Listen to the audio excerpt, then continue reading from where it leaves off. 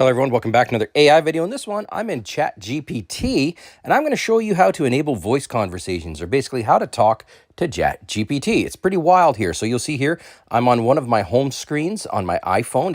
This works on the Android versions as well. I'm going to click on the Chat GPT icon. When you do that, it'll slowly load up here. Actually, it's pretty quick. And then up at the top right, you're going to see the three dots. Click on those and then click on settings. So far, nothing new here. What you want to do, though, is you want to scroll about halfway down. You're going to see new features. Under new features, there's now voice conversations. Toggle that switch on.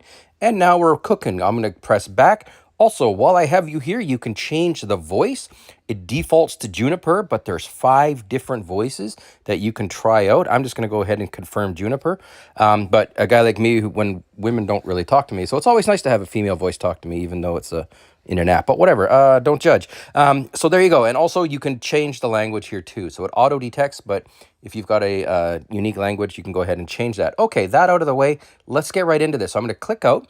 We've enabled it. All you need to do now is up at the top right, beside the ellipses, you'll see the little microphone.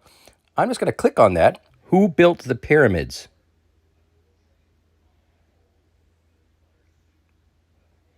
The most famous pyramids are the ones at Giza, built during the Old. So that literally is all there is to it. You'll also note that you get a written transcription of the answer that ChatGPT gave you. So you get both audio and written inside ChatGPT.